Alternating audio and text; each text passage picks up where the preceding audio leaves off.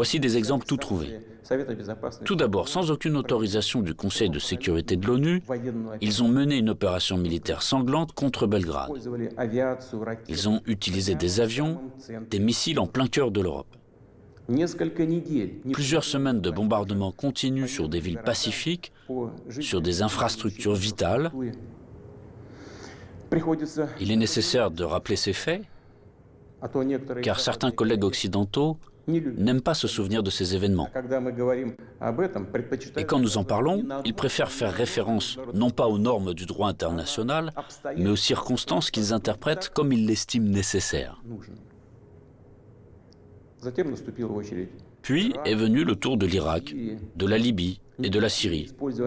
L'utilisation illégitime de la force militaire contre la Libye, la dénaturation de toutes les décisions du Conseil de sécurité de l'ONU sur la question libyenne ont conduit à la destruction complète de l'État, au fait qu'un énorme foyer de terrorisme international est apparu, au fait que le pays s'est trouvé plongé dans une catastrophe humanitaire dans l'abîme de la guerre civile qui a duré plusieurs années et se poursuit encore, la tragédie à laquelle des centaines de milliers, des millions de personnes ont été condamnées, non seulement en Libye, mais dans toute cette région, a provoqué un exode migratoire massif de l'Afrique du Nord et du Moyen-Orient vers l'Europe. Un sort similaire a été réservé à la Syrie. Les opérations militaires de la coalition occidentale sur le territoire de ce pays, sans le consentement du gouvernement syrien et sans la sanction du Conseil de sécurité de l'ONU, ne sont rien d'autre qu'une agression, une intervention. Cependant, l'invasion de l'Irak, qui n'avait aucun fondement juridique non plus, occupe une place particulière.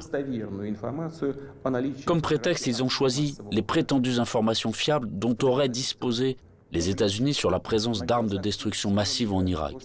Pour preuve, le secrétaire d'État américain agitait publiquement devant le monde entier un tube rempli de poudre blanche assurant tout le monde qu'il s'agissait d'une arme chimique en cours de développement en Irak. Et puis il s'est avéré que tout cela était une manipulation, du bluff. Il n'y avait pas d'armes chimiques en Irak. C'est incroyable, surprenant, mais le fait est là. Il y a eu des mensonges au plus haut niveau étatique et du haut de la tribune de l'ONU. Ils ont immédiatement essayé d'aller jusqu'au bout, de nous achever, de nous détruire complètement.